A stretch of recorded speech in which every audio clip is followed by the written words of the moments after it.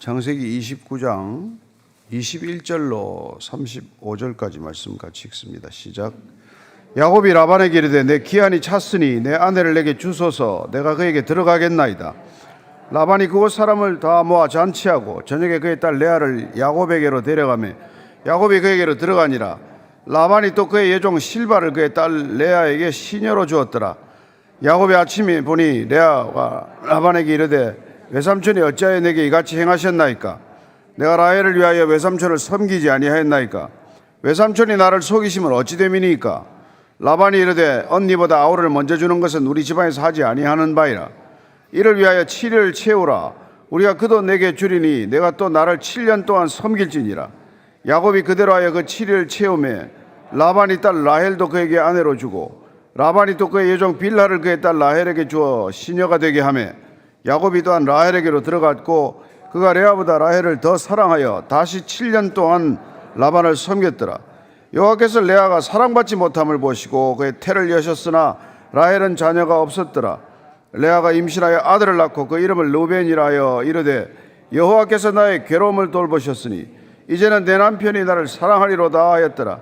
그가 다시 임신하여 아들을 낳고 이르되 여호와께서 내가 사랑받지 못함을 들으셨으므로 내게 이 아들도 주셨도다 하고 그의 이름을 시므온이라 하였으며 그가 또 임신하여 아들을 낳고 이르되 내가 그에게 새 아들을 낳았으니 내 남편이 지금부터 나와 연합하리로다 하고 그의 이름을 레위라 하였으며 그가 또 임신하여 아들을 낳고 이르되 내가 이제는 여호와를 찬송하리로다 하고 이로 말미암아 그가 그의 이름을 유다라 하였고 그의 출산이 멈추었더라. 아멘.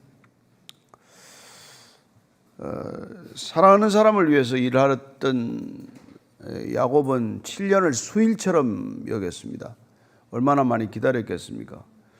그러나 왠지 라반 삼촌의 움직임에는 그렇게 약속을 지킬 만한 게 잘 안 보였던 모양이죠. 그래서 오늘 그 결혼을 야곱이 먼저 얘기를 꺼내는 것을 듣습니다. 21절입니다. 시작.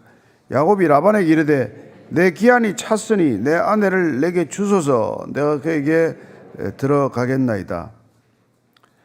기한이 찼다는 걸 보니까 7년이라는 세월을 꼼꼼하게 기다린 건 분명하죠. 그러나 결혼에 관한 얘기를 라반 삼촌이 먼저 이 얘기를 꺼내지 않으니까 답답한 나머지 때가 됐는데 왜 아내로 주지 않습니까? 하는 얘기를 꺼냈겠죠. 22절 24절까지입니다. 시작. 라반이 그곳 사람을 다 모아 잔치하고 저녁에 그의 딸 레아를 야곱에게로 데려가며 야곱이 그에게로 들어가니라. 라반이 또 그의 여종 실바를 그의 딸 레아에게 시녀로 주었더라. 결혼에 관한 얘기가 오고 가지 않는 걸로 봐서는 굉장히 사무적으로 처리하는 것 같은 느낌이 들어요. 그래서 그냥 그냥 식을 치르는 거죠. 이 얘기가 나와서 이제 진행이 된 거겠죠. 그래서 무슨 꼼꼼하게 사전에 준비하고 성대한 결혼식을 치르겠다고 라반 삼촌이 특별히 후하게 뭘 이렇게 준비한 것 같지는 않고 그냥 때가 되었으니까 사람 부르고 그냥 사무적으로 거의 절차적으로 결혼식을 치르는 걸 보게 됩니다. 근데 문제는 이제 라헬을 그렇게 기다렸는데 레아를 데리고 가는 것이죠. 그래서 근데 라반이 여종 실바를 그의 딸 레아게로 주었더라. 대개는 이제 그 결혼할 때 데리고 있던 시녀 하녀를 이제 지참금격으로 되게 주었다고 그렇게 알려져 있습니다. 지참금을 주듯이 그렇게 종을 데리고 갈 수 있도록 그렇게 조치를 취한 것이죠. 자, 25절입니다. 시작. 야곱이 아침에 보니 레아라 라반에게 이같이 이르되 외삼촌이 어찌하여 내게 이같이 행하셨나이까? 내가 라헬을 위하여 외삼촌을 섬기지 아니하였나이까? 외삼촌이 나를 속이심은 어찌 됨이니까? 보통 이제 이렇게 베일을 두르고 이제 깜깜할 때 아마 신방에 들어갔으니까 얼굴을 확인을 못했던지 그래도 좀 이해가 안 되죠. 그런데 이제 여러분들은 되게 데이트를 오래 하다가 하니까 그렇겠지만 그 당시만 하더라도 이런 이렇게 접촉이나 또 이런 게 없었기 때문에 이게 이렇게 속이는 게 또 가능했던 것 같아요. 근데 문제는 라반이 레아 보고 들어가라 그런다고 레아가 왜 들어갔을까? 이제 이런 생각도 할 수 있는데 그 당시에 부모의 명을 거역하는 그런 일은 없었습니다.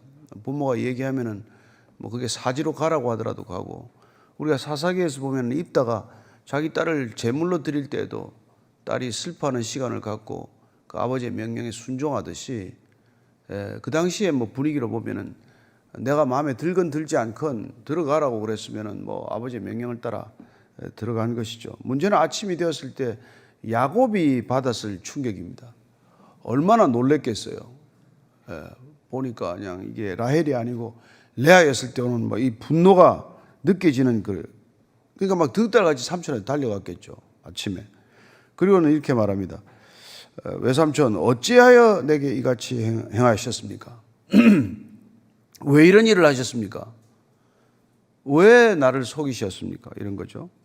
내가 라헬을 위해서 외삼촌 거에 7년간 동안 일해오지 않습니까? 섬겼고 해달라는 거 다 해줬는데 왜 어떻게 해서 나를 속였냐?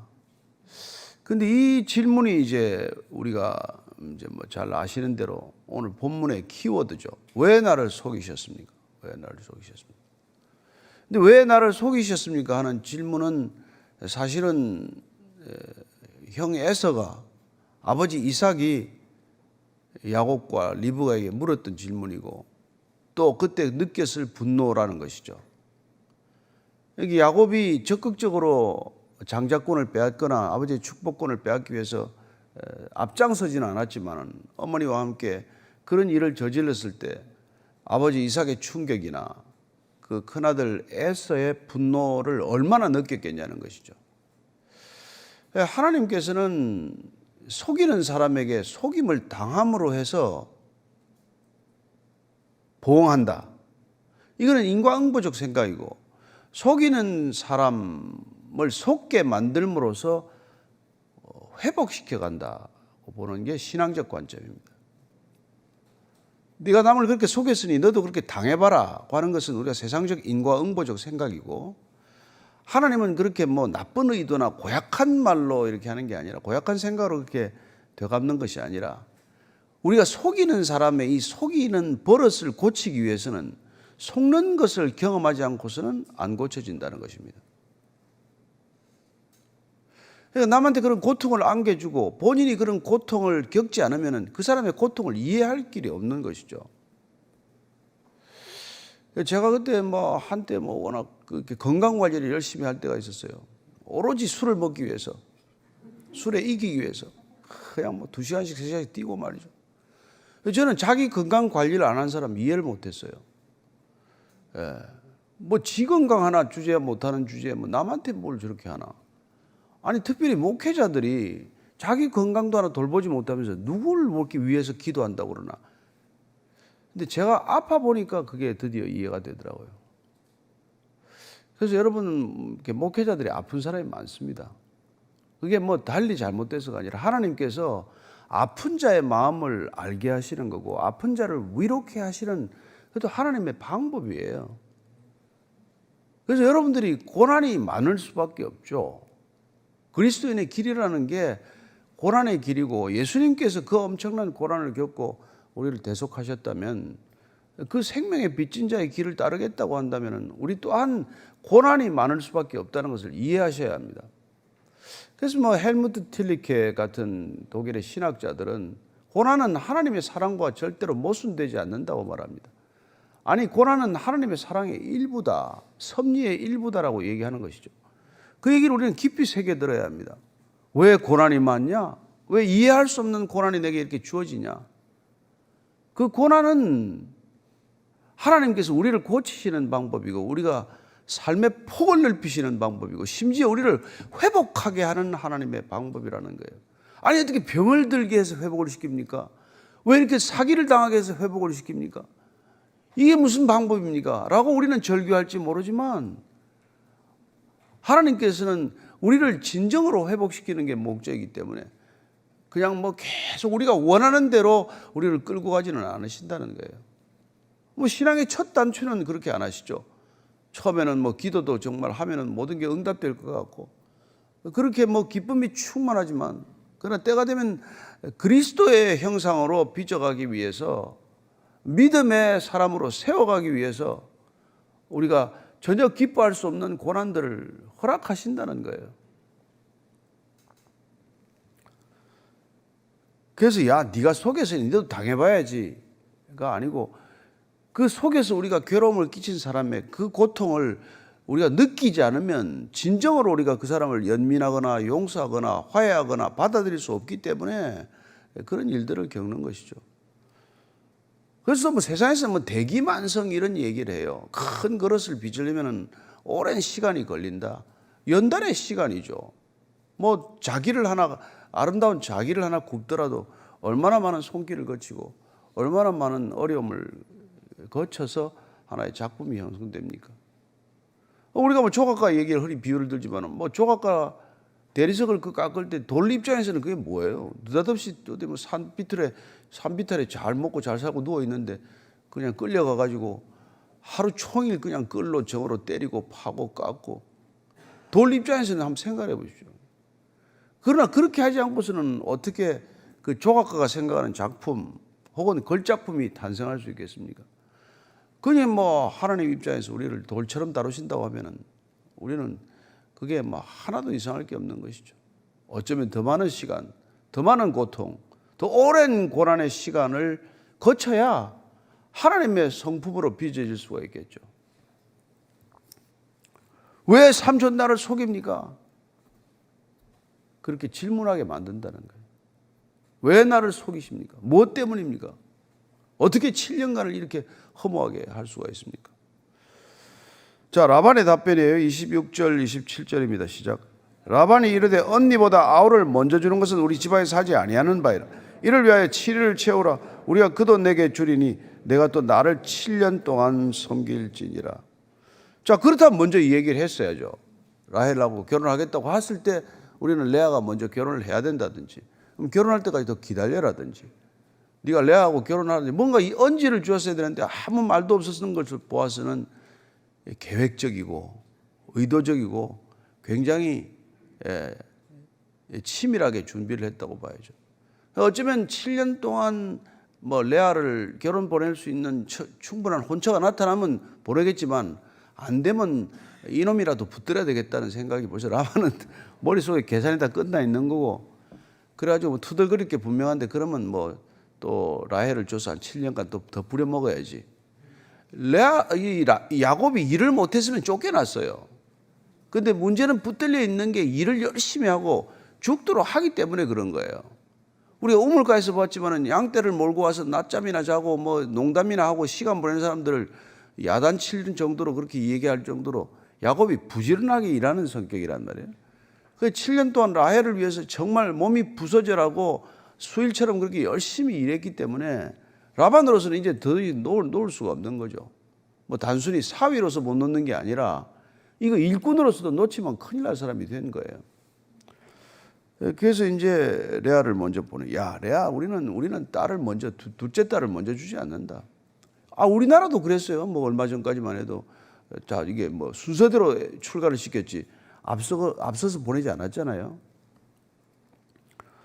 그래서 네가 어차피 뭐 일은 벌어진 거 7일 동안 신방을 채워라. 신방 채우는 게 7일간이니까 채우면 그러면 이제 라헬도 주겠다.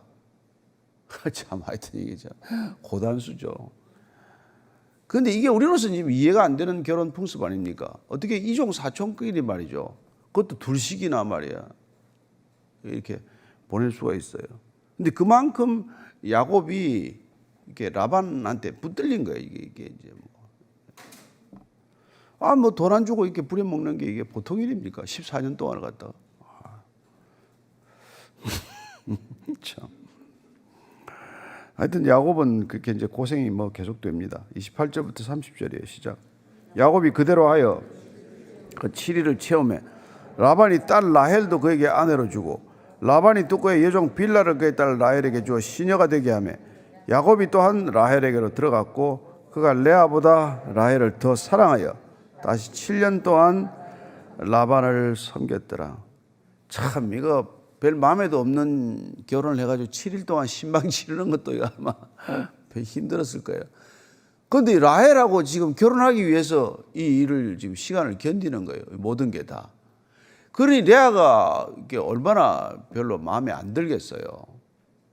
그리고 또 레아는 무슨 죄입니까? 그 동생 자매지간인데 그 참 동생을 위해서 이런 희생양이 된다는 게 말이 됩니까? 그러니까 어쨌건 참 라반도 대단하고 야곱도 이제 대단한 사람이에요. 그런데 이제 시녀를 또 하나씩 줘가지고 우리 잘 아는 대로 이 시녀 둘한테도 또 애들이 또 태어나게 만들지 않습니까? 그런데 이 구도를 우리가 이해할 수 없는데 어쨌건 하나님께서는 아브라함의 약속, 내 자손이 그렇게 뭐 많아질 것이라고 하는 약속을 아브라함 당대 지켰습니까? 안 됐잖아요. 아들 하나로 끝 아닙니까?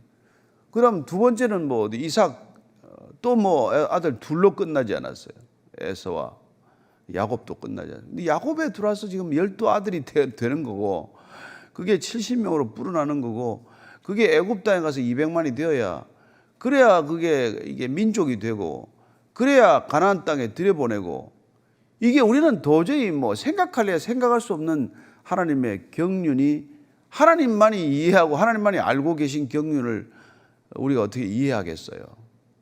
그러니까 무슨 인간은 그 틈바구니에서 뭐 내가 시집을 잘못 갔네, 내가 왜 이 여자하고 살아야 되나, 왜 여기서 애를 낳아야 되나 이런 수많은 현실적 갈등과 고민 속에 살아가지만은 하나님께서는 여러분 오실 예수 그리스도까지 아니 그분의 부활을 통해서 인류가 구원에 이르기까지 이게 전부 하나의 그림으로 다 현존하는 그림으로 그분 가운데 있단 말이에요. 그러니까 우리는 정말 먼지만도 알 수 있는 지식이 없다는 거예요. 모르기 때문에 우리가 갑갑한 거고 모르기 때문에 어떻게 보면 또 살고 있는 거고 모르기 때문에 이런 수준에 머물러 있는 거죠. 예. 고통도 이해가 안 되니까 이렇게 뭐 맨날 뭐 그냥 부르짖어 기도하고 하는 건데 그런 부르짖어 기도하게 만드는 하나님의 의도는 무엇이며 그렇게 부르짖어 기도한 기도의 응답은 또 우리를 어디로 인도해 갈 것이며 그것도 모른 채 우리는 그냥 부르짖는 거예요. 네, 그래서 참 우리가 이런 걸 읽어가면서 우리가 왜 성경을 읽고 우리가 바뀌어야 하냐? 왜 우리가 순종하는 게 미덕이라고 하냐? 이거를 조금 더 우리가 이제 깨닫게 되는 것이죠. 그러니까 모르면 아는 사람 말이나 듣는 거죠, 뭐. 그렇지 않아요? 우리가 다 아는 게 없는데 다 아시는 분께서 이래라 하면 그냥 알겠습니다. 그렇게 하는 게 가장 지혜로운 길이 되는 것이죠. 자기 지혜를 의지하지 않고 지혜로우신 하나님을 믿고 그분의 명령에 순종하는 게 가장 지혜로운 사람이 되는 거예요. 이게 좀 배웠다는 사람, 좀 생각이 많은 사람, 좀 똑똑하다고 자기를 그렇게 뭐 과신하는 사람, 이런 사람들이 나중에 인생 길게 보면은 가장 어리석게 사는 사람이 되는 거예요. 뭐 공부 좀 했다고 뭐 좀 안다고 떠들고 다녀봐야 제대로 아는 것 하나도 없습니다. 뭘 제대로 알아요? 인간이 지금까지 이렇게 풀어놓은 문제들이 풀릴 게 뭐가 하나 있을까? 다 문제를 만든 거예요. 전기 자동차가 문제의 해결입니까? 아이고 보니까 더 심각하더만. 그러니까 우리는 뭐 문제를 해결한다고 해봐야 하나도 해결되는 게 없어요. 다 뭐 돈 벌어 먹고 사는데 그냥 같이 장단 맞춰 사는 것이죠. 예. 이게 뭐 보통 심각한 문제가 아니잖아요. 지금 우리 지구 환경이라는 게. 여기 또 못 살겠다고 뭐 또 화성 간다는 사람, 어디 간다는 사람, 행성 간 이제 인종으로 탈바꿈해야 된다고 생각하는 사람, 그런 사람들한테 또 말려 들어가겠죠. 어쨌건 우리는 정말 우리를 지으신 분을 전적으로 신뢰하고 우리를 지으신 분이 가장 우리를 잘 아신다는 것을 인정하고 그래서 우리가 하나님을 인정하고 그분의 말씀을 우리 삶의 기준으로 받아들일 때 비로소 정리가 시작이 된단 말이에요. 비로소 인생이 풀리기 시작한단 말이에요. 꼬인 걸 어떻게 풉니까 우리가? 우리 힘으로 풀 수 있는 게 없어요. 어릴 때 우리가 뭐 실타래 엉키면 우리가 죽어도 못 풉니다. 그런데 어른들한테 주면 그래도 그걸 풀어내요. 또 애들이 무슨 재주로 실타래를 풉니까? 근데 나는 우리 성질나면 끊어버리잖아요. 그냥 가위로 싹둑 잘라버리고. 그렇게 사는 게 이혼이요. 그렇게 사는 게 자살이래요. 그렇게 끊어버리겠다고. 끊깁니까 인생에? 하나도 안 끊기죠. 자, 이제 뭐 레아가 애가 줄줄줄줄 태어나는데 한번 봅시다. 31절의 시작. 여호와께서 레아가 사랑받지 못함을 보시고 그의 태를 여셨으나 라헬은 자녀가 없었더라. 야, 이게 또 골치예요. 레아는 사랑을 받지 못해서 태를 열으셨대. 예? 라헬은 사랑받기 때문에 태를 닫아놨대요. 야, 그래서 이제 뭐 공평하신 하나님 그 노래가 나오는 거예요. 뭐 나 그 사람 갖지 못한 건 내게 주셨네. 이게 이렇게 이제 노래하고 사는 거예요. 그죠?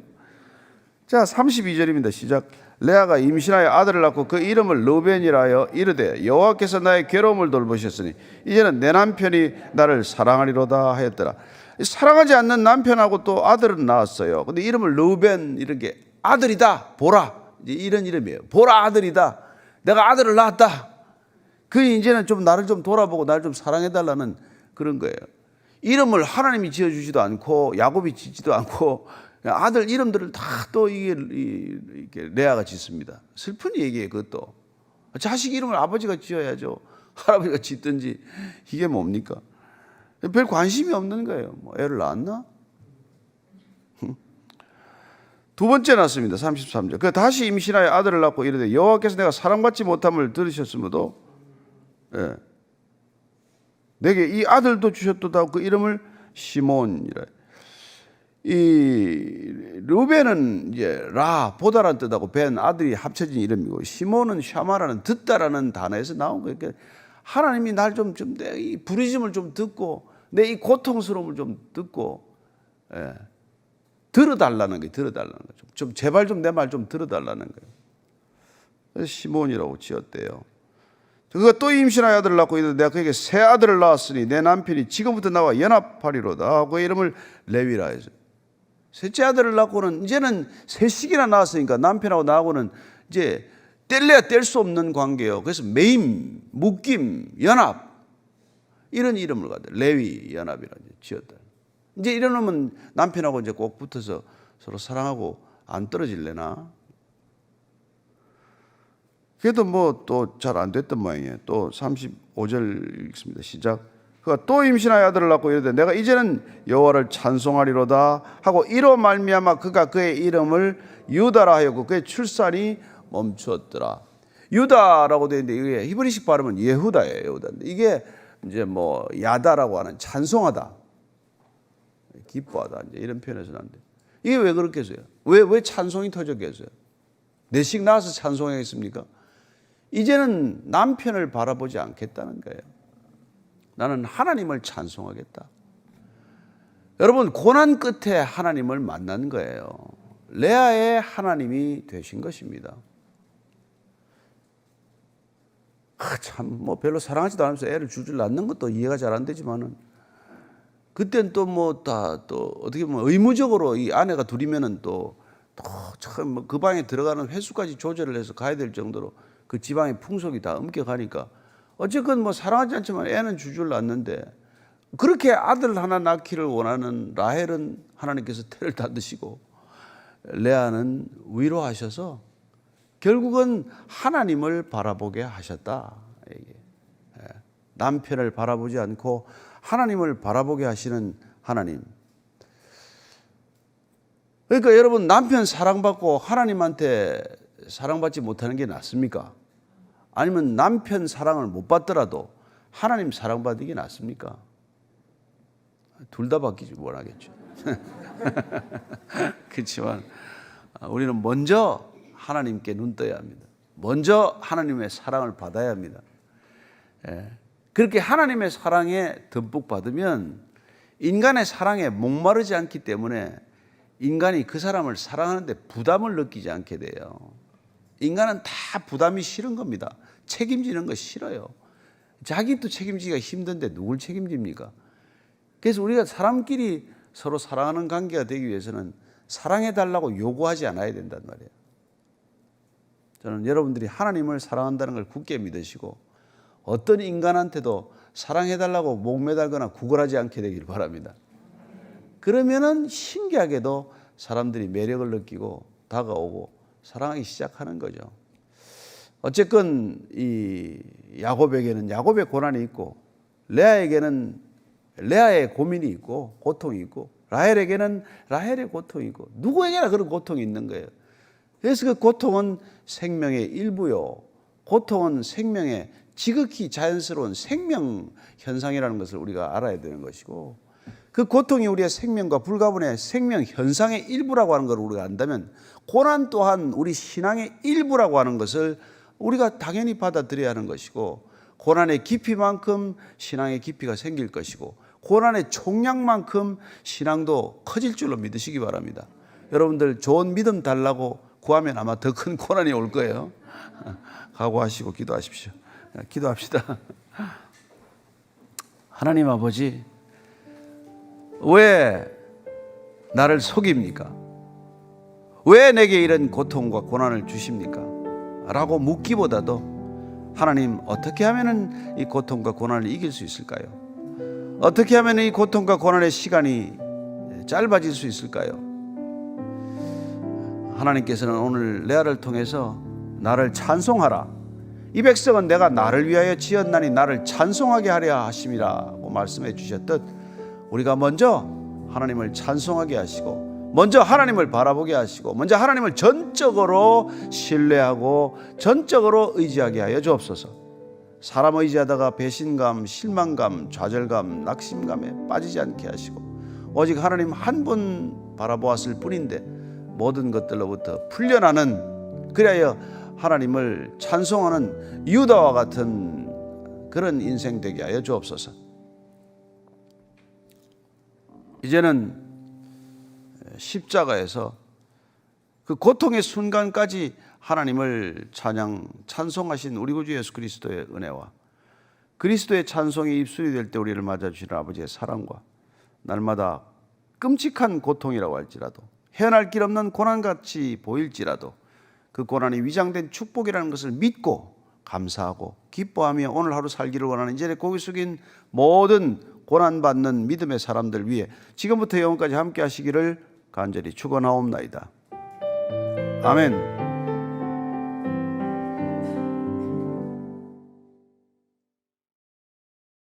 창세기 30장입니다.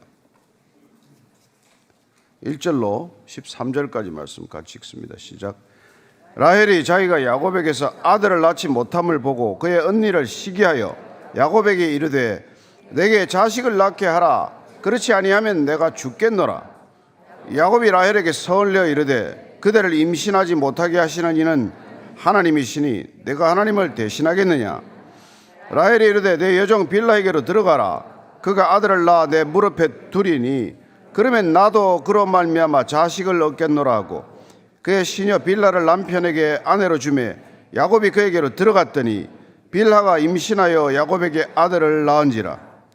라헬이 이르되 하나님이 내 억울함을 푸시려고 내 호소를 들으사 내게 아들을 주셨다 하고, 이로 말미암아 그의 이름을 단이라 하였으며, 라헬의 시녀 빌하가 다시 임신하여 둘째 아들을 야곱에게 낳으며 라헬이 이르되 내가 언니와 크게 경쟁하여 이겼다 하고 그의 이름을 납달리라 하였더라. 레아가 자기의 출산이 멈춤을 보고 그의 시녀 실바를 데려다가 야곱에게 주어 아내로 삼게 하였더니 레아의 시녀 실바가 야곱에게서 아들을 낳으며 레아가 이르되 복되도다 하고 그의 이름을 가시라 하였으며, 레아의 시녀 실바가 둘째 아들을 야곱에게 낳으며 레아가 이르되 기쁘도다. 모든 딸들이 나를 기쁜 자라 하리로다 하고 그의 이름을 아셀이라 하였더라. 아멘. 우리는 어떤 관계에 있을 때 시기심이 생깁니까? 이렇게 멀리 있는 사람한테 시기하십니까? 가까이 있어서 시기심이 생기는 거죠. 그죠? 또 이렇게 전혀 다른 업종을 가진 사람들 시기하십니까? 안 하잖아요. 같은 업종의 사람들이 시기 많이 하잖아요. 참 신기한 일이에요. 가장 가까이 있고 가까워야 할 사람을 시기한다는 거죠. 왜 그렇습니까? 매일 눈앞에 들어오니까, 안 보면 괜찮은데 눈에 보이니까 비교가 되고, 비교가 되니까 질투가 나고 시기하게 되고, 그러다 보면 막 분노하게 되고, 그러다 보면 막 살인까지 하고 그러잖아요. 오늘 이 라헬과 레아는 자매지간하네요. 친자매 아닙니까 그것도. 근데 거기서 또 시기심이 생겼다는데, 그것도 뭐 애 때문에, 아이를 낳고 못 낳고 때문에 그런 일이 생긴다는 거예요. 자, 1절 한번 다시 읽습니다. 시작. 라헬이 자기가 야곱에게서 아들을 낳지 못함을 보고 그의 언니를 시기하여 야곱에게 이르되 내게 자식을 낳게 하라. 그렇지 아니하면 내가 죽겠노라. 하여튼 라헬이 한성갈 한다는 건 아시겠죠? 아니, 아들 못 낳는 게 뭐 남편 탓만은 아니잖아요. 근데 언니에게서는 쑥쑥 애가 벌써 아들이 넷이나 낳는데 본인은 아이를 하나도 못 낳으니 이게 이제 시기가 된 거란 말이에요. 비록 자매지간이지만 내게 없는 것 그게 있으니까 마음이 불편한 거죠. 그래서 이제 남편한테 그걸 화풀이를 하는 거예요. 왜 자식을 나는 못 낳게 이렇게 내버려 두냐? 그렇게 자식을 못 낳게 하면 내가 죽어버리겠다. 그래서 이게 여러분 시기가 분노가 되고 분노가 되면은 이게 죽음까지 이르게 되는데 분노 때문에 남을 죽이면 살인이고 자기를 죽이면 자살이란 말이에요. 자살하는 사람들이 안에 분노가 많아요, 사실은. 결국은 그 분노가 밖을 향해서 표출하면은 과격한 남을 해치는 일들이 되지만 분노가 늘 내 자신한테 심한 자책감이나 심한 자기 경멸이나 자기 비하로 이어지면은 뭐 자살하는 것이죠.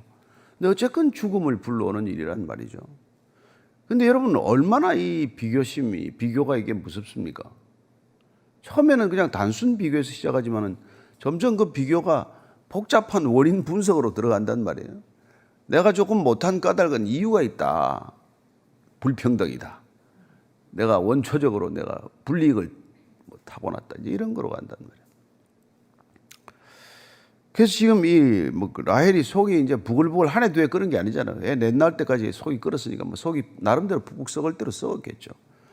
그 이제 화를 남편한테 퍼붓다 보니까 2절 야곱의 반응을 보십시다. 시작. 야곱이 라헬에게 성을 내어 이르되 그대를 임신하지 못하게 하시는 이는 하나님이시니 내가 하나님을 대신하겠느냐. 자, 야곱이 라헬에게 화를 내서 성을 냈어요. 왜요? 라헬이 먼저 막 그렇게 막 입에 거친 말을 품었으니까. 뭐 라헬이 아들 못 낳는 걸 보고 야곱이 기뻐할 리가 없잖아요. 야곱도 사실 라헬을 사랑하기 때문에 레아는 사랑받지 못하면서도 계속 애를 낳는 데 따른 그런 늘 부족감, 그런 또 불만이 가득했는 반면에 그래 라헬에게서도 애가 태어나기를 간절히 바란 건 사실 야곱도 마찬가지일 터인데 라헬이 이렇게 남편한테 퍼부어대니까 야곱이 화가 났어요. 그래서 하는 말을 보십시오. 그대를 임신하지 못하게 하시는 이가 내냐? 하나님이냐? 하나님이 너를 임신 못하게 한 거 아니냐? 내가 어떻게 하나님을 대신하냐? 말은 맞아요. 말은 옳은 말이에요. 근데 어떻습니까? 이런 말 하면 안 되잖아요. 옳은 말인데 해서 안 될 말이 있단 말이에요. 사실인데 이렇게 하면 해서는 안 될 말이 있단 말이에요. 이게 우리 신앙생활하면서 이게 진짜 조심해야 될, 특히 저 같은 사람 조심해야 될 말이에요. 늘 옳은 말을 해요. 그런데 들을 때 기분이 나쁘단 말이에요. 늘 옳은 말을 하는데 그 말 들으면 기분이 상한단 말이에요. 그게 어쩌면 모든 종교인들 가운데서 특별히 그리스도인들, 기독교인들이라고 하는 사람들이 속을 뒤집어 놓는 말을 잘 한단 말이에요. 그러니까 네가 죄를 받지. 그러니까 네가 그런 일을 겪지. 참 이게 진짜 참 어렵습니다. 그래서 우리가 사랑이 없이 정의를 말하는 것보다 위험한 게 없단 말이에요. 사랑이 없는 정의는 그냥 피바다를 만드는 거죠. 그래서 누가 그러잖아요. 사랑하면 빗자루 들고 쓰는데 사랑이 없으면 이거 누가 여기다가 쓰레기를 버렸냐. 쓰레기 분석, 쓰레기 토론, 쓰레기 비난 하다가 살인까지 간단 말이에요. 그래서 누가 빗자루 들고 그냥 치우면 될 걸 간단한 일을 갖다가 그걸 시비하고 따지다가 피투성이가 되는 일이 생긴단 말이에요. 그러니까 예수님께서 서로 사랑하라고 그랬지 서로 비난하라 그러진 않았잖아요. 그런데 지금 이 화가 나면 서로 비난을 한단 말이에요. 왜 난 애를 못 낳게 하냐? 내가 애를 못 낳게 했냐? 하나님이 못 낳게 했지. 그런데 이렇게 얘기하면 안 되지 않습니까? 하나님이 너를 애 못 낳게 했다라고 말을 하면 안 되는 거죠. 우리가 사무엘상을 보면 왜 한나가 애를 못 낳잖아요. 브릿나는 쑥쑥 낳는데. 그 이제 브릿나 때문에 여기는 뭐 엄청 화가 많이 나고 이랬지만은 이 남편 엘가나는 지금 야곱처럼 얘기합니까? 그렇지 않잖아요. 그죠? 예. 그래서 어떻게 얘기하는지를 내가 한번 읽어드릴게요. 1장 8절입니다. 그의 남편 엘가나가 그에게 이르되 한나여 어찌하여 울며 어찌하여 먹지 아니하며 어찌하여 그대의 마음이 슬프냐 내가 그대에게 10 아들보다 낫지 아니하냐. 뭐 큰 도움은 안 돼요. 큰 도움은 안 되는데 그래도 야 내가 네 10 아들 낳은 것만큼 내가 몫을 할게. 내가 당신을 이토록 사랑하지 않냐. 또 아니면 당신에게 지금 하나님께서 10 아들보다 나은 아들을 준비하고 계실 거야. 이렇게 얘기를 해야죠. 그죠? 예. 아들 없는 거 지금 당신 탓도 내 탓도 아니에요. 하나님께서 큰 계획이 있으실 거야. 하나님께서 정말 10 아들보다 나은 아들을 준비하시느라고 시간이 좀 걸리겠지 뭐. 언젠들 안 주시겠어? 뭐 그렇게 자우전 얘기할 수 있는 거 아니에요. 그렇지만 화가 나면 사람이 이렇게 말을 못 한단 말이에요. 그래서 화가 날 때는 입을 닫아야 돼. 예를 들어서 화가 나면 내 안에 화를 다스려야 돼. 그래서 화를 꾸짖어야 돼. 화를 내쫓아야 돼. 화를 품고 얘기하면 이게 막 큰 진짜 칼부림까지 가는 거 아니에요.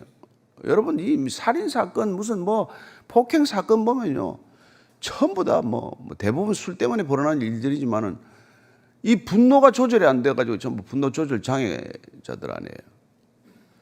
그래서 이 시대가 여러분 지금 막 사방에 분노가 뇌관처럼 도사리고 있고 분노가 전부 이 무슨 뭐 사방에 깔려 있는 지뢰밭처럼 이 세상을 만들어놨기 때문에 누가 건드리기만 해라 난 터질 준비가 되어 있다는 사람들이 수도 없단 말이에요. 그러니까 정말 말을 조심해야 되는 때가 됐어요. 아니 눈초리 한번 잘못 째려보다가도 낭패를 당하지 않습니까? 그러니까 이거 믿으면서도 우리가 이게 옳기 때문에 이게 지금 라반이 지금 옳은 얘기하는 것이죠. 야곱은 본인으로서는 최선을 다했고 또 얼마나 야곱은 야곱대로 이게 속이 상하겠어요. 야, 너 때문에 내가 14년 이러고 살아. 너 하나 얻겠다고 내가 7년 무보수로 일했고 말이야.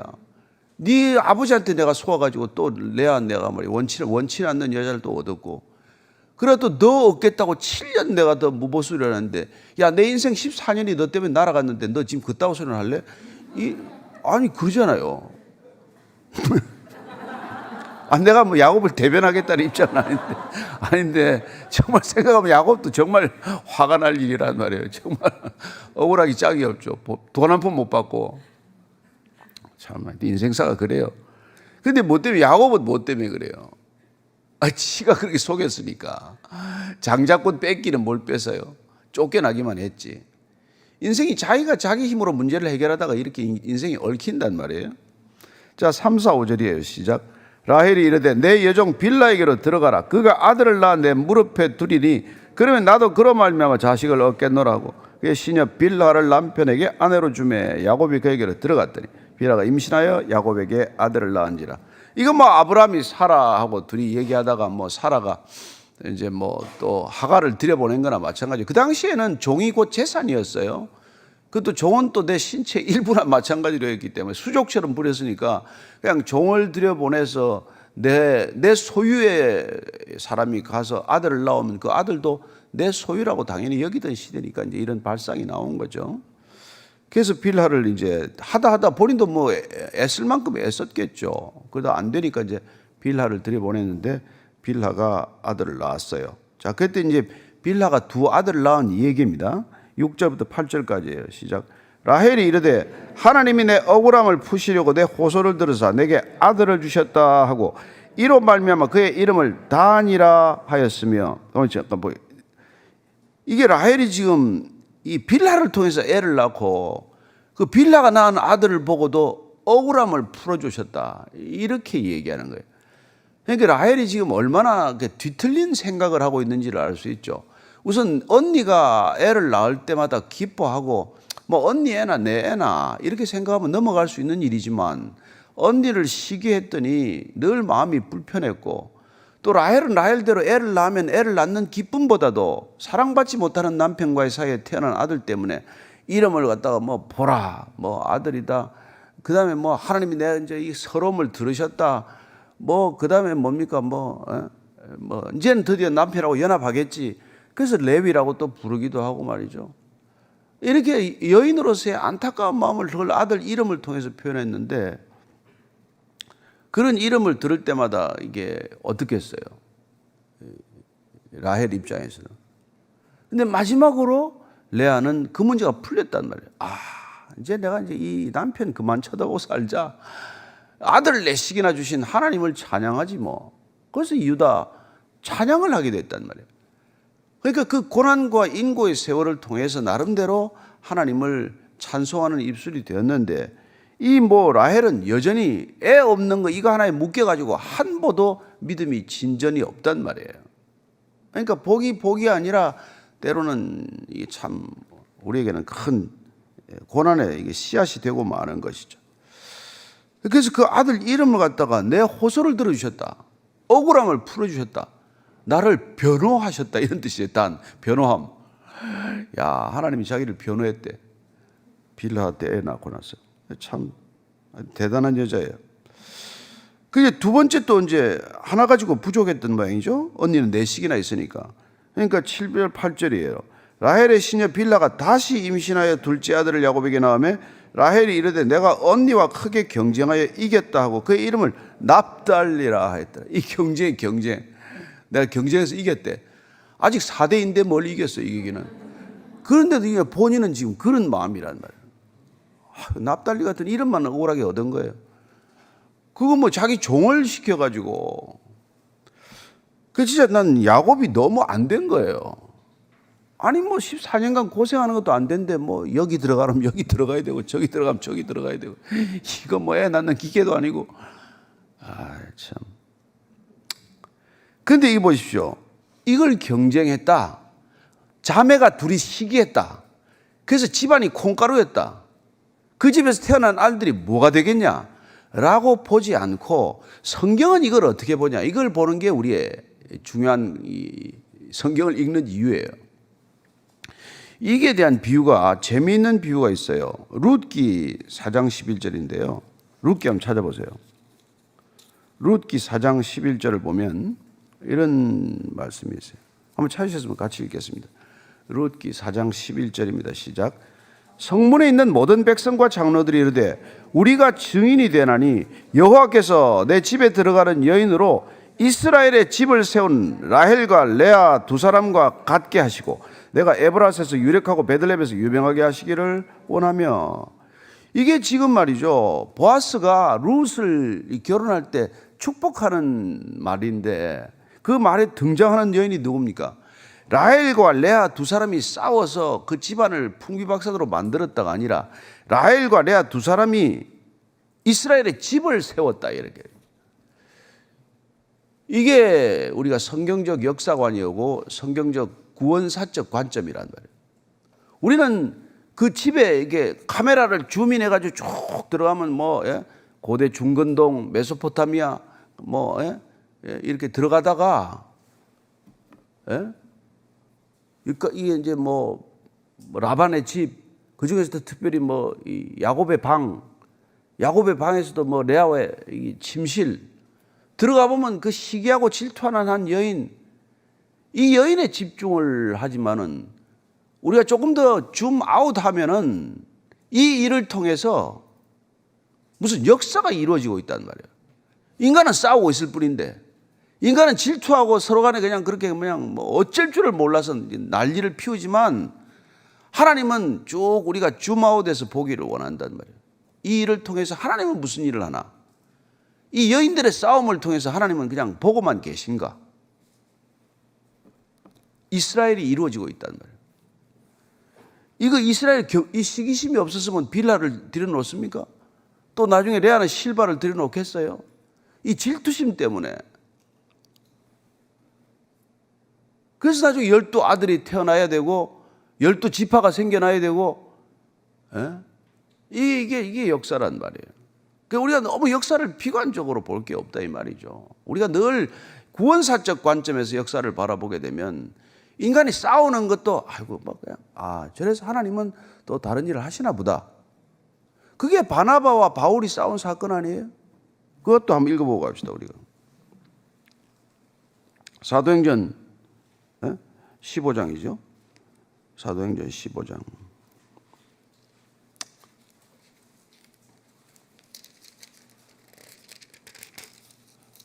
사도행전 15장에 35절부터 36절부터인가? 15장 제가 쭉 읽어드릴게요. 며칠 후에 바울이 바나바더러 말하되 우리가 주의 말씀을 전한 각 성으로 다시 가서 형제들이 어떠한가 방문하자 하고, 바나바는 마가라 하는 요한도 데리고 가고자 하나 바울은 밤빌리아에서 자기들을 떠나 함께 일하러 가지 아니한 자를 데리고 가는 것이 옳지 않다 하여 서로 심히 다투어 피차 갈라서니, 바나바는 마가를 데리고 배 타고 구브로로 가고 바울은 실라를 택한 후에 형제들에게 주의 은혜의 부탁함을 받고 떠나 수리아와 길리기아로 다니며 교회들을 견고하게 하니라. 싸울 수 있어요. 다툴 수 있다고요, 사람이. 어떻게 바울 같은 그런 그 성인이 다투냐? 바나바 같은 위로와 권면의 은사를 가진 그런 사람이 다툴 수가 있냐?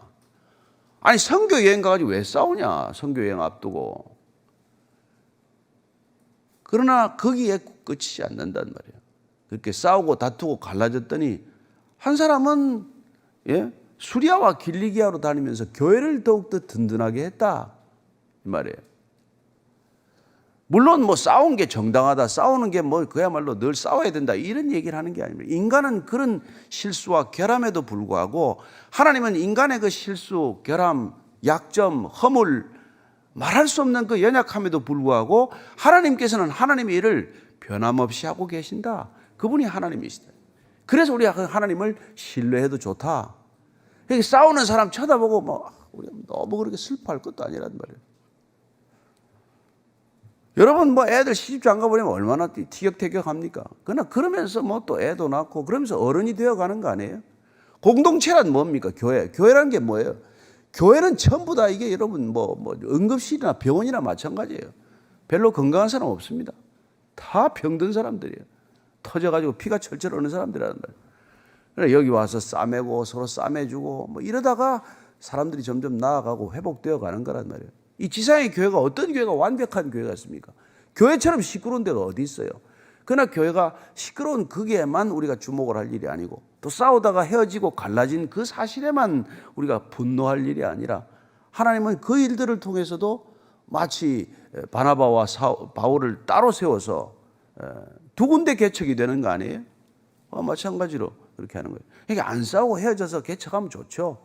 그래서 우리 자꾸 나가라 그러는 거죠. 그래서 우리가 뭐 꼭 싸워서 헤어지라 그래야 되는, 뭐 내가 일을 좀 하겠다, 이게 아니란 말이에요. 그러나 우리가 싸우는 그 자체만 우리가 너무 포커싱하면 자꾸 우리 자신도 부정적이 되는 거죠. 어떻게 저럴 수가 있나? 어떻게 교회가 저럴 수가 있나? 근데 하나님은 그렇게 싸우고 다투는 것을 통해서도 일하실 수 있는 분이다.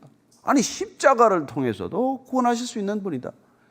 인간에게 아무 희망이 없는 십자가의 형태를 통해서도 인간에게 절대적인 희망과 구원을 이루어 가실 수 있는 분이다. 그분이 우리의 아버지시다. 이게 우리 신앙의 근거요, 우리 믿음의 근거요, 우리가 은혜 받는 이유란 말이에요.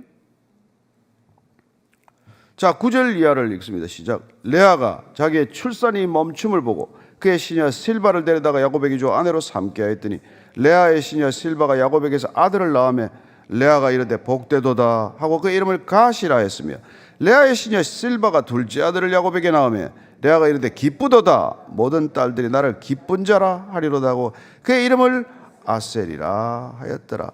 보십시오. 애들 이름 짓는 것도 내 마음의 상태가 어떤가에 따라서 이런 이름들을 짓고 있단 말이에요. 그러니까 지금 이 라헬은 단하고 이 뭐예요? 납달리 이렇게 지었잖아요. 그런데 유다까지 낳은 유다라는 이름을 붙인 라헬은 어떻게 이름을 짓습니까? 이게 복이래. 갓이라는 거예요. 복이래. 아셀은 그때부터 행복이에요, 사실. 근데 기쁨. 본인은 라헬은 지금 막 시기심 때문에 내가 뭐 억울함을 풀었다, 막 변호했다, 뭐 이런 소리는 하고, 내가 경쟁에서 이겼다, 이런 생각이 가득한 반면에 언니는 이 기쁨, 이 행복, 이 복됨, 이런 이름을 지은 거래요. 저는 여러분들이 정말 우리 안에 있는 이 못돼 먹은 심정들을 잘 정리하면은 여러분 주변들이 편해진단 말이에요. 같은 종이라도 지금 라헬 종하기가 편하겠습니까? 저 레아 종하기가 편하겠어요. 실바하고 비라도 내가 본 데는 뭐 이게 아마 차이가 날 거란 말이에요. 인간의 이 시기심에 붙들리면은 온 집안 전체를 뒤흔들어 놓아요. 근데 이 시기심의 뿌리가 뭡니까? 이게 사탄이 에덴 동산에서 넣어준 거예요. 하나님을 시기하도록 만든 거란 말이에요. 인간은 어느 정도로 시기심이 뿌리 깊으냐면 하나님까지 시기할 정도란 말이에요. 왜 내가 네 시키는 대로 해야 돼? 내가 네처럼 되면 안 돼? 내가 하나님처럼 안 되면 안 될 일이 뭐가 있어? 그래서 인간의 이건 뭐 구제불능이에요.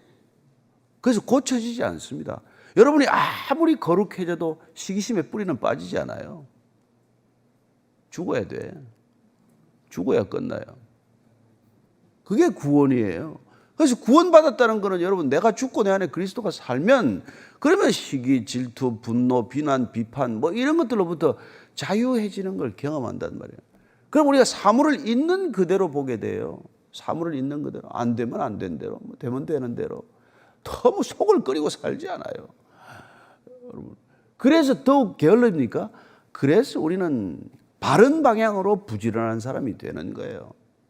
저는 여러분들이 왜 구원받아야 하며 왜 구원받았으며 이 구원 가지고 어떻게 살 것인가를 날마다 깊이 묵상할 수 있게 되기를 바랍니다. 구원받고도 무슨 시기가 그렇게 많은지, 구원받았다고 철석같이 믿으면서 어떻게 그렇게 남들에게 대해서 비판적인지, 보면 기가 막히잖아요.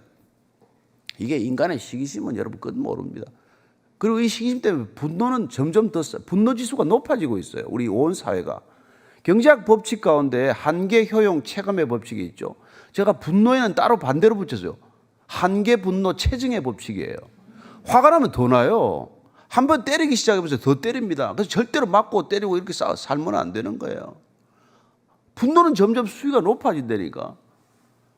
돈은 벌어봐야 돈의 효용 가치는 좀 떨어지지만 인간이 한번 분노를 내기 시작하면은 그 분노가 조절되는 거예요. 점점 분노 수위가 높아져서 결국은 인간이 전쟁을 이루게 되고, 여러분 뭐 지금 핵 단추를 지금 만지작거리고 있는 때 아닙니까? 여러분 어찌 되겠어요?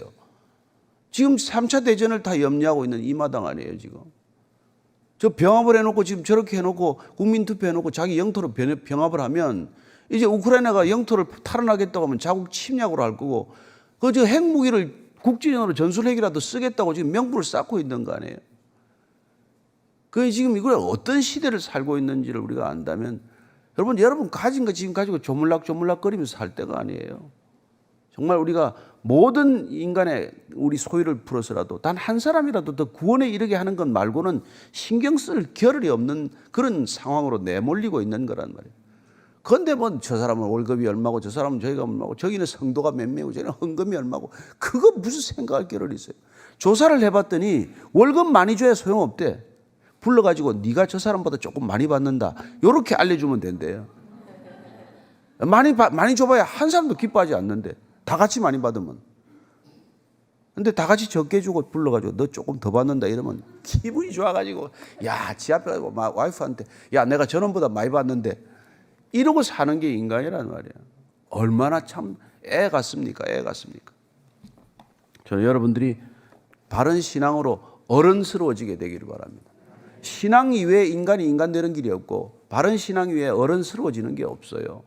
하는 거 보면 다 어린아이입니다. 여러분 정말 몸만 크고 나이만 어른이지 어른 아이들이란 말이에요. 이 세상이 시끄러운 거는 어른들 때문이 아니에요. 어른 아이들 때문에 시끄럽단 말이에요. 그렇게 시기하고 말이에요. 뭐 정치하는 사람들 뭡니까 도대체. 에휴, 세금도 별로 많이 내지 않기 때문에 내가 그냥 좀 얘기했습니다. 같이 기도합시다. 불쌍히 여겨달라고 기도. 하나님 아버지, 남의 탓할 것도 없습니다. 내 안에는 시기심 없습니까? 내 안에는 정말 남을 향한 분노가 없습니까? 남을 향한 사리가 없습니까 혹시? 하나님 오늘도 내 안을 들여다보게 하시고, 모든 문제 가운데서 내가 가장 큰 문제라는 것을 모른다면 우리는 사실 아무것도 모르는 것입니다. 주님, 저들 눈 안에 있는 티를 빼라 하지 말고 내 눈 안에 있는 들보나 빼어라고 하신 주님 말씀 다시 기억합니다. 주님, 분노하기 전에, 시기하기 전에, 질투하기 전에 내게 허락하신 것들 얼마나 고귀한 것들인지 다시 돌아보는 아침 되게 하시고, 오늘 하루도 구원받은 백성답게 평강의 걸음 걷는 하루 되게 하여 주옵소서. 이제는 십자가에서 우리에게 절대적인 샬롬을 허락하신 우리 구주 예수 그리스도의 은혜와 하나님 아버지의 상상할 수 없는 놀라운 선물과 사랑과, 그리고 그 선물 위로부터 오는 그 선물을 깨닫게 하시는 성령님의 눈뜨게 하심이 오늘도 구원받은 자답게 살기를 원하는 이 자리에 고개 숙인 모든 구원받은 백성들 위해 지금부터 영원까지 함께 하시기를 간절히 축원하옵나이다. 아멘.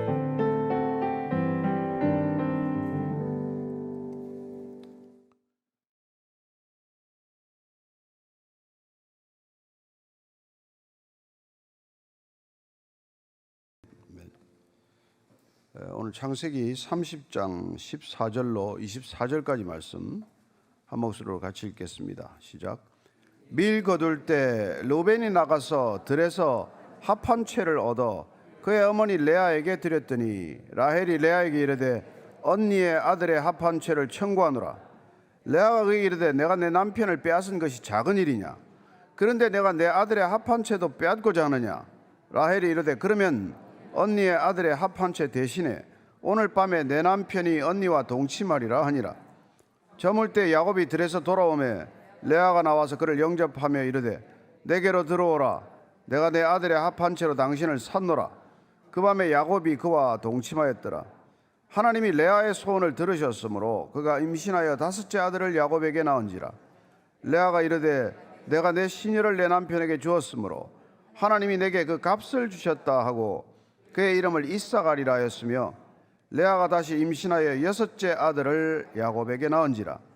레아가 이르되 하나님이 내게 후한 선물을 주시도다. 내가 남편에게 6 아들을 낳았으니 이제는 그가 나와 함께 살리라 하고 그의 이름을 스불론이라 하였으며, 그 후에 그가 딸을 낳고 그의 이름을 디나라 하였더라. 하나님이 라헬을 생각하신지라. 하나님이 그의 소원을 들으시고 그의 태를 여셨으므로 그가 임신하여 아들을 낳고 이르되 하나님이 내 부끄러움을 씻으셨다 하고 그 이름을 요셉이라 하니 여호와는 다시 다른 아들을 내게 더하시기를 원하노라 하였더라. 아멘. 참 한 집안에 아내가 한 사람 있어도 그렇게 힘든데 이제 4식이나 되었으니까 정말 참 야곱을 불쌍히 여겨 주셔서 이게 뭐 쟁탈전이 보통이 아닌 거죠. 사실 참 사람이 보는 시야의 가치입니다. 우리가 왜 여행을 합니까? 넓은 것을 보면 우리의 관심도 좀 분산이 되고 생각의 균형도 잡히지만은 이게 뭐 이렇게 한 군데만 바라보고 있으면은 이게 편협되거든요. 본인이 그게 이게 갇힌 줄 모르고 갇히고 사로잡힌 줄 모르고 사로잡히게 됩니다. 왜 이게 사람이 교회 안에만 있어서 안 됩니까? 이 교회가 전부인 줄 알아요. 교회가 전부 하나님의 나라의 전부인 줄 압니다. 아니 밖의 세상은 더 넓습니다. 하나님의 나라는 더 넓어요. 그래서 이 갇혀 있다 보면은 더 이렇게 막 좁은 관계가 되고, 관계가 좁아지면은 더 시기하게 되고 더 질투하게 되고 그런 것이죠. 그래서 이 레아와 이 라헬의 관계는 정말 참 애정이 심하게 엇갈리는 관계였을 것입니다. 친자매라서 정말 사랑하면서 자랐을 텐데 이제 결혼이 되면서 가장 어찌 해볼 도리가 없는 정말 어떤 때는 정말 사라졌으면 이런 마음들이 왜 없겠어요. 근데 오늘 또 이제 그런 일이 발생을 한 겁니다. 14절 15절이에요. 시작. 밀 거둘 때 르우벤이 나가서 들에서 합 한 채를 얻어 그의 어머니 레아에게 드렸더니 라헬이 레아에게 이르되 언니의 아들의 합 한 채를 청구하노라. 레아가 그에게 이르되 내가 내 남편을 빼앗은 것이 작은 일이냐? 그런데 내가 내 아들의 합 한 채도 빼앗고자 하느냐? 라헬이 이르되 그러면 언니의 아들의 합 한 채 대신에 오늘 밤에 내 남편이 언니와 동침하리라 하니라. 밀 거둘 때 이게 봄이 지나고 이제 여름 문턱으로 들어갈 때죠. 르우벤이 누굽니까? 큰 아들이에요. 레아의 큰 아들, 보라 아들이다 한 그 첫 번째 아들이. 그래도 어머니를 늘 좀 안타깝게 생각했던 것 같아요.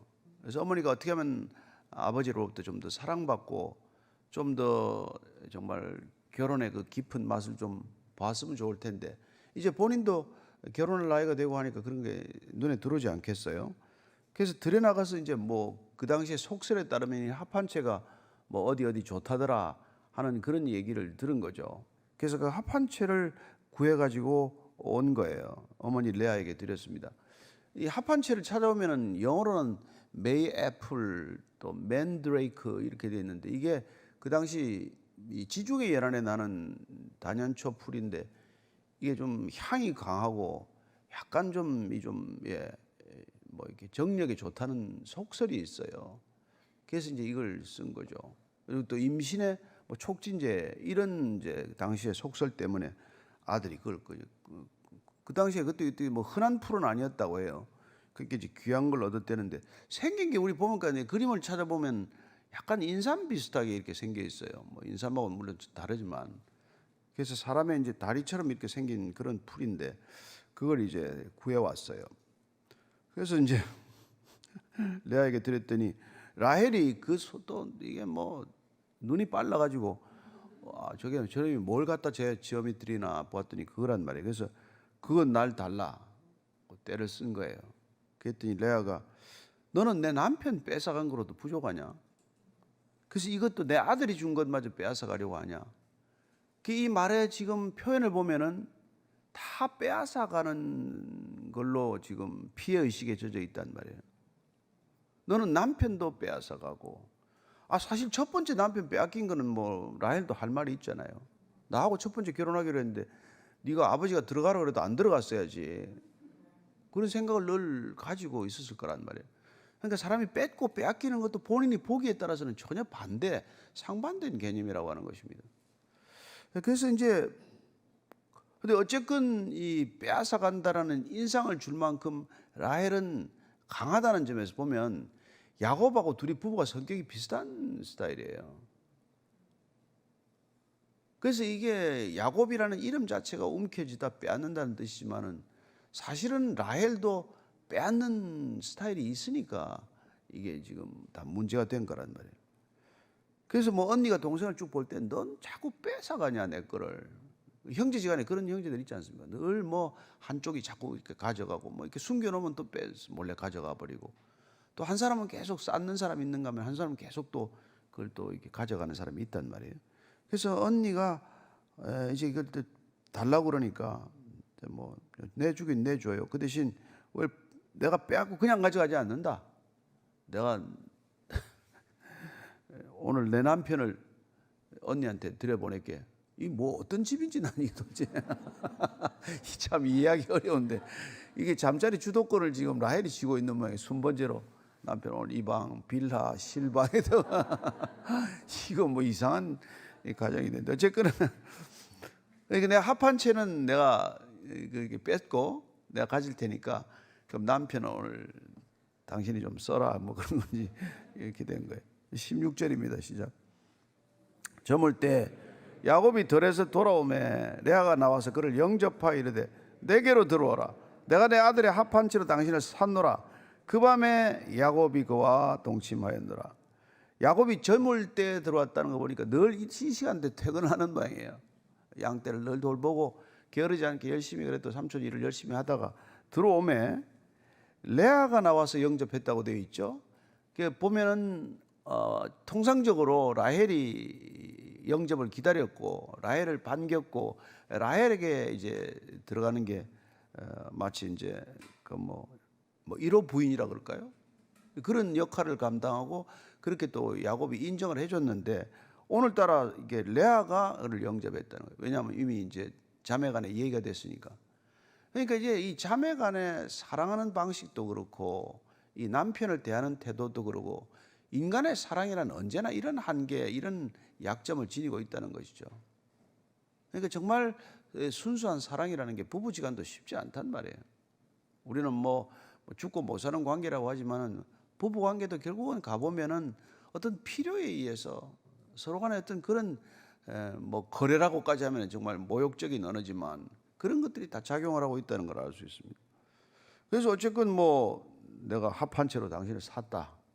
참 부부지간에 샀다 팔았다니 참 보통 일이 아니죠.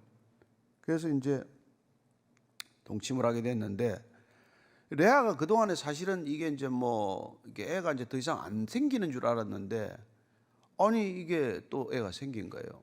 애가 안 생긴다고 보고 실바를 들여보냈던 거고, 왜냐하면 레아가 저 라헬이 빌하를 들여보내는 걸 보고 나도 내 종을 또 들여보내겠다고 했는데 오늘 보니까 또 애가 생긴 거예요.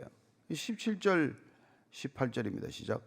하나님이 레아의 소원을 들으셨으므로 그가 임신하여 5째 아들을 야곱에게 낳은지라. 레아가 이르되 내가 내 시녀를 내 남편에게 주었으므로 하나님이 내게 그 값을 주셨다고 그의 이름을 이사갈이라 하였다. 이 이사갈이라고 하는 이 9번째 아들이 태어나는데 이 아들은 내가 값을 치르고 그 값의 대가로 받은 거다. 내가 내 시녀를 남편에게 주었더니 하나님께서 네가 네 시녀까지 내 남편에게 준 그 마음으로 내가 값을 치러주겠다고 해서 값이라는 이런 이름을 또 지은 거예요. 이사갈이라는 게. 나중에 이 이사갈이 건강한 아들입니다. 건장한 아들이에요. 일을 잘하는 아들이에요. 그래서 창세기 49장에 가면은 야곱이 12아들을 축복할 때 건장한 낙이라 이런 표현을 써요. 그러니까 어쨌건 이 뭐 그 아주 튼튼한 애가 또 태어난 거예요. 어쨌건 레아 입장에서는 내가 뭐 이렇게 뭐 사실 뭐 아들 더 낳을 필요 없죠. 뭐 아들이 주렁주렁 있는데 그럼에도 불구하고 내 종까지 남편에게 주었더니 하나님이 값을 쳐주셨다 이런 표현이에요. 자, 그 다음에 또 19절 이해합니다. 시작. 레아가 다시 임신하여 6째 아들을 야곱에게 낳은지라. 레아가 이르되 하나님이 내게 후한 선물을 주시도다. 내가 남편에게 6아들을 낳았으니 이제는 그가 나와 함께 살리라 하고 그의 이름을 스불론이라 했으며. 여러분 보십시오. 이게 아들을 낳고 이제 아들이 안 생기는 줄 알았는데 일정 시간이 지나고 나서 5째 아들이 생기니까 아 내가 아들을 낳을 수 있구나 계속. 그래서 또 야곱과 동침을 해서 이제 6번째 아들을 낳은 거예요. 그 아들을 스불론이라고 낳았는데 얼마나 그동안 한이 맺혔는지 이 스불론이라는 이름을 지은 이유가 이제는 그와 나와 함께 살리라. 함께 안 살았습니까? 여러분 같이 산다고 같이 사는 게 아니란 말이에요. 형제 자매가 같이 산다고 같이 사는 게 아니라는 거죠. 얼마나 이게 지금 세월이 지났는데 6아들을 낳았지만 내가 마음에 한 번도 저 남자가 나하고 같이 산다 이런 마음의 신뢰나 깊은 사랑이 없었던 것이죠. 그래서 참 뭐 이게 사랑하고 사랑받지 못한다는 이 관계야말로 부부 관계에서 가장 큰 슬픔이에요. 그래서 이제 6째 아들이 나니까 그 아들 이름을 스불론인데 원래 이게 히브리식 발음은 제불론이라고 동거하다, 뭐 같이 있다, 같이 거하다 이런 뜻이에요. 이제 아를 6명씩 낳았으니까 이제 이 남편이 나하고 진짜 같이 사는 거가 되었겠지. 이제 이런 이름이에요. 이제는 이 남편이 나를 아내로 맞아주겠지. 아내로 정말 진심으로 받아주고 나하고 이제 함께 살겠다는 굳은 마음을 갖겠지. 이런 기대가 담긴 표현이에요. 그러니까 레아의 그 지금까지 살아오면서 정말 그 드센 동생한테 시달리기도 하고 끊임없이 남편을 갈망하지만은 채워지지 않기에 하나님을 향하여 정말 하나님 이제는 남편 뭐 안 보고 살겠습니다. 하나님만 찬양하고 살지요. 찬송하는 입술이 되겠습니다. 그렇게 하나님께 달려가 보기도 했지만 여러분 우리가 참 인간인지라 육신을 가지고 사는지라 살리는 것은 영이니 육은 무익하니라 이렇게 말하지만 정말 육이 무익합니까? 그렇지도 않아요. 사실 육이 있어도 영을 담는 거예요. 여러분 그릇이 있어야 물을 담지요. 우리가 뭐 그릇만 가지고 먹고 살지는 않지 않습니까? 그렇지만은 물만 우리가 또 먹고 사는 건 아니란 말이에요. 그래서 늘 어떤 그릇에 물을 담을 것인가에 대한 고민이 있듯이, 그래서 이 육신의 어떤 만족, 정서적인 만족, 이런 것들이 영적인 만족보다 뭐 2차적인 만족인 건 분명하지만, 그러나 이것도 채워져야 하는 만족이다 이 말이죠. 그래서 우리가 신앙생활하면서 나는 영적인 만족이 더할 나위 없기 때문에 육신은 자학해도 된다? 그게 아니죠. 뭐 금식해서 내가 굶어 죽일 일이 있습니까? 우리가 때로 금식하는 것도 이렇게 경건을 위해서 필요한 일이지만 이 육신을 돌보는 것도 필요하다는 걸 알게 되는 것이죠. 그래서 엘리야가 갈멜산에서 그 대첩을 치르고 850명 선지자와 이기고 말이죠. 뭐 성령 충만해도 그렇게 충만할 수가 없고 능력이 충만해도 그렇게 충만할 수가 없었지만, 그러나 뭐 이세벨이 한마디 너를 죽여버리겠다고 하니까 그냥 겁이 또 덜컥 찾아와가지고, 아니 800명씩 죽일 때는 뭐고 또 죽이겠다 할 때 겁이 내는 건 뭐예요? 인간이 그런 면이 있거든요. 그래서 뭐 호렙산 저 산기슭까지 가서 도망가서 나는 이제 못 살게, 나는 이제 죽여주십시오. 그런 영적 침체를 경험했을 때 하나님께서 영적으로 일으키지 않습니다. 우선 떡과 물로 먹이시고 쉬게 하시고 푹 자게 하시고 그렇게 회복시켜 나가는 것을 보게 됩니다.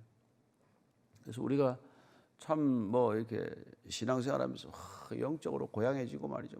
고매해지고 이런 것 같지만, 인간이 또 먹을 건 먹어야 되는 거고 또 자는 건 잠은 자야 되는 거고 그런 거란 말이에요. 제가 잠자는 시간이 아까워가지고 죽고 나면 실컷 잘 텐데 왜 이렇게 내가 자야 되나 그런 생각이 들어서 잘 때도 끊임없이 한 가지 생각을 하면서 자기로 결심을 하고 이랬는데, 이게 오래되니까 숙면 버릇이 없어진 거예요. 늘 잠에서 뭘 생각을 하고 있는 거예요. 예를 들어서 내일 아침에 설교를 해야 되는데 내가 이 설교를 밤새 다 충분히 준비를 못하고 자는데 그냥 잠이 아니라 준비하지 그러면 잘 될 것 같은데 그게 아니란 말이에요. 잘 시간에 팍 자야 이게 그대인가. 여러분들 제가 설교를 좀 헤매면 잠을 못 잤나 보다. 좀 이해를 해 주셔야 돼요. 나는 잘하려고 사실은 안 자고 준비를 해야지. 누워서 있지만, 그리고 24시간 쉬지 않고 기도하라 그래서 꿈에도 기도해야죠. 그래서 기도하려고 해봤더니 기도는 하는데 정말로 이게 몸이 못 버티는 거예요. 그리고 건강해지지도 않아요. 그래서 여러분들이 참 몸과 이 영의 균형이 필요하다. 우리는 살리는 것은 영이니 육은 무익하다라고 한마디 규정해버리면 그냥 육을 너무 자해할 수가 있죠. 너무 하찮게 여기다가. 그래서 오늘 이 제불론, 스불론이라는 이름을 들으면서 한 집에 살아도 사는 게 아닌 것처럼 살아가지고, 그게 무슨 부부냐. 한 집에 살면 사는 것처럼 살아야 된다 이 말이에요. 교회를 다니면서 왜 대형교회에 대해서 우리가 조금씩 이렇게 좀 어려워합니까? 뭐야, 저 사람 우리 교회 다니는 건 맞아? 이러잖아요. 우리가 교회가 꼭 작아야 된다, 커야 된다를 떠나서 형제 자매라면 우리가 적어도 이름은 알아야 되고 서로의 형편이 어떤지는 알아야 되고 어려울 때 돕는 손을 내밀 수 있어야 그게 교회다 이 말이죠. 그래서 이번에 우리 수련회 주제가 공동체예요. 공동체. 뭐가 공동체인지, 어떻게 해야 공동체가 되는 건지, 공동체적 삶의 본질과 유익은 뭔지, 또 책임은 뭔지. 여러분, 왜 하나님께서는 공동체를 통해서 우리를 빚어가시겠어요? 여기 하나도 제 마음대로 되는 게 없는 걸 경험하게 하는 게 공동체란 말이에요. 그래서 가정 공동체를 주신 게 뭡니까? 남편이나 아내는 절대로 내 마음대로 안 된다. 이걸 일찍 깨닫는 사람하고 못 깨닫는 사람 차이 아닙니까? 아들이나 딸은 내 마음대로 절대 되는 일이 없다. 이걸 깨닫게 하는 게 가정 아니에요? 근데 내 마음대로 자식을 만들겠다 그러다가 다 망쳐놓는 거 아닙니까? 그러니까 공동체란 우리를 깎고 다듬는 하나님의 대단한 선물이에요. 하나님이 하나님의 시간대로 움직이기 위한 절묘한 장치란 말이에요. 공동체라는 것이. 이거 다 얘기하고 가면 안 되는데. To be continued 해야 되는데 얘기하면 안 돼. 큰일 나는데. 예. 그 후에 그가 딸을 낳고 그의 이름을 디나라 했더라. 이게 어떻게 이 집은 아들만 줄줄 낳다가 딸을 하나 낳았어요. 디나. 나중에 이제 디나가 또 사건을 일으키는 거 보게 되죠. 자, 그 다음에 드디어 이제 본론에 이르게 됩니다. 11번째 태어난 아들 라헬이 아들을 낳는 거, 여기까지 하나님은 끌고 오신단 말이에요. 이게 이렇게 함으로써 야곱을, 레아를, 라헬을 그야말로 절묘하게 이렇게 만들어 가십니다. 자, 야곱이 어떻게 태어나나 보십시다. 22절에서 24절 시작. 하나님이 라헬을 생각하신지라 하나님이 그의 소원을 들으시고 그의 태를 여셨으므로 그가 임신하여 아들을 낳고 이르되 하나님이 내 부끄러움을 씻으셨다 하고 그 이름을 요셉이라 하니 여호와는 다시 다른 아들을 내게 더하시기를 원하노라 하였더라. 하나님이 라헬을 생각하셨다. 이게 나중에 출애굽기 보면은 하나님께서 이스라엘의 백성들의 부르짖음을 듣고 그들을 생각하셨다, 기억하셨다. 하나님은 라헬을 잊은 적이 없죠. 어떻게 라헬을 까마득히 잊겠습니까? 그러나 하나님께서는 라헬의 시간표대로 움직여주지 않으셨습니다. 언니가 아들을 6이나 낳고 딸까지 디나를 낳고 종들이 둘씩 낳고, 이게 뭡니까? 왜 이렇게 야곱이 14년간 무일푼으로 그렇게 뭔가를 얻고자 하고 쥐고자 하는 사람이 14년간 무일푼으로 일해야 하듯 마찬가지로 라헬도 그런 시간이 필요한 여인이에요. 하나님께서 그 시간을 기다리게 하시고 그리고 드디어 아들을 주십니다. 그러니까 합한 채 때문에 아들 생긴 게 아니에요. 인간의 방법으로 응답한 게 아니란 말이에요. 라헬은 합한 채를 얻으면 뭐가 좀 될 줄 알았죠. 언니 걸 빼앗아서 내가 이걸 취하면 하나님께서 무슨 뭘 줄 거라고 했지만, 우리의 하나님 아버지께서는 인간이 조종하거나 인간이 컨트롤하거나 인간의 뜻에 따라 움직이지 않습니다. 그래서 여러분 조심하셔야 될 게, 기도하지 말라는 얘기 아니에요. 그래도 아버지 마음으로 움직이려면 소나무 기둥뿌리는 한 2개쯤 뽑아야지, 이런 얘기를 들어서는 조심해서 들어야 된다는 거예요. 기도하지 말라는 게 아니라 하나님이 내 뜻을 관철하기 위해서 내가 지성을 다하고 내가 내 목숨까지 걸어가면서 기도하면 하나님이 거기에 응답 반드시 하신다, 그런 게 아니란 말이에요. 하나님의 계획표가 있어요. 하나님의 시간표가 있어요. 하나님의 때가 있어요. 왜 요셉이 이때 태어나야 합니까? 자, 요셉은 재미나게 우리가 한번 또 줌아웃 해가지고 쫙 렌즈를 끌어당겨 가지고 시간적으로도 줌아웃을 해야 돼. 시간적으로도 줌인하고 장소적으로도 줌인해야 될 때가 있지만, 우리가 장소만 줌아웃 할 게 아니라 시간적으로 쭉 줌아웃하면, 하나님은 이 가나안 땅 백성들을 징벌해야 돼요. 가나안 땅의 7부족을. 그 누구를 가지고 백성을 하나 만들어야 돼. 그 땅에 들어갈 백성들을. 그러기 위해서 아브라함으로부터 시작되는 거예요. 그죠? 그래서 지금 요셉이 이때 태어나면 얼마나 사랑받겠어요. 게다가 야곱은 편애 체질이에요. 그죠? 편애를 받고 자랐고, 또 아내가 이렇게 넷 있어도 라헬만 편애하고, 그 사이에 태어난 요셉을 얼마나 편애하겠어요. 둘 다 편애 달인들인데 요셉이 편애를 받아야 돼. 그러면 10형들이 죽도록 미워져. 이놈이 팔려야 돼. 웅덩이 내 던져가지고 죽지는 않고 대상에게 팔려가지고 애굽 땅을 어떻게든 들어가야 돼. 그것도 보디발 집에 팔려야 돼. 감옥에도 가야 되고. 이 시간을 우리가 어떻게 이해하겠어요? 우리는 시간 너머의 사건들을 이해할 능력이 없단 말이에요. 그래서 왜 요셉이 이때 태어나야 되냐? 왜 10형들 밑에 태어나야 되냐?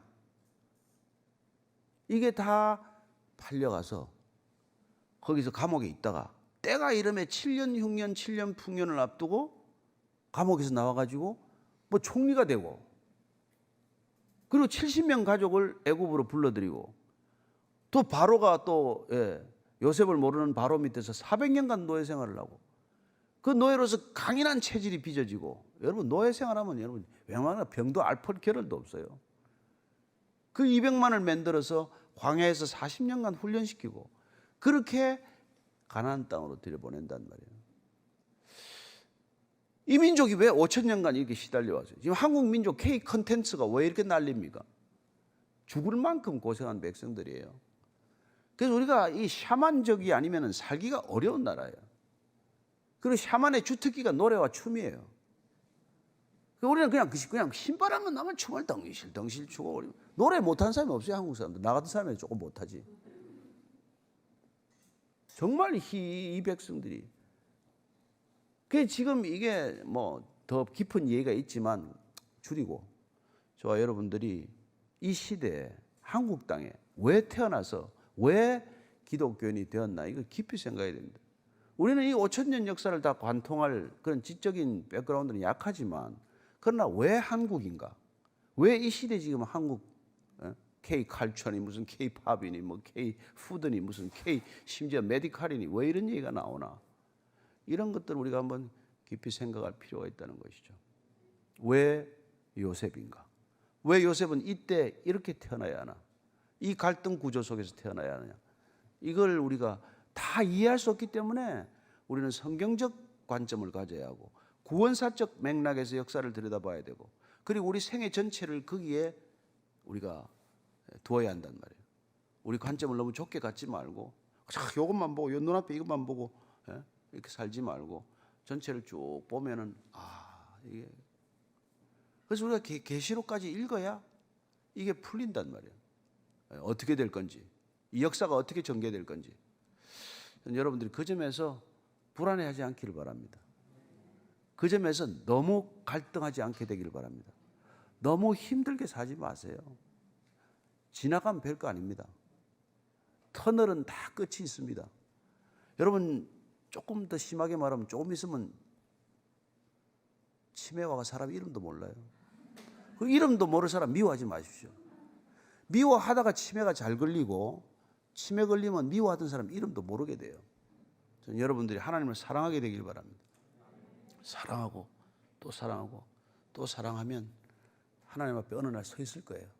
내가 여기 어떻게 왔지? 저 사람은 또 어떻게 왔어? 그러지 마시고 그러지 마시고 그냥 사랑하면 재미나게 살기를 바랍니다. 기도하겠습니다. 하나님 아버지, 천국 가면 세 가지 놀란다고 그러죠? 내가 어떻게 여기에 왔나? 저 사람은 또 어떻게 왔나? 아니, 우리 목사는 왜 안 보이나? 그런 일들이 없도록 주님, 우리가 다 이 땅의 짧은 시간 거쳐서 영원한 시간으로 편입될 것입니다. 하나님, 주님의 시간을 알 길이 없기에 순종하게 하시고, 주님의 때에 주님의 일어날 사건들을 우리가 다 이해할 수 없기에 믿음의 길 걷게 하여 주옵소서. 하나님, 그렇게 우리 속을 썩이고 애를 먹이고 해도 하나님께서는 다 계획이 있는 줄로 믿습니다. 하나님께서 전적으로 주관하심을 믿고 맡겨드리오고 따르기를 결정하오니, 주님, 우리 인생 주 안에서 샬롬과 기쁨을 잃지 않게 하여 주옵소서. 이제는 십자가에서 그 놀라운 평강과 그 놀라운 기쁨을 우리에게 선물하신 우리 구주 예수 그리스도의 은혜와 하나님 아버지의 놀라우신 사랑과 성령의 인도하심이 오늘도 이해할 수 없는 시간 살지만은 시간 너머의 시간을 이미 내다보았기 때문에 믿음으로 걷기를 원하는 이 자리에 고개 숙인 모든 믿음의 형제 자매들 위해 지금부터 영원까지 함께 하시기를 간절히 축원하옵나이다. 아멘.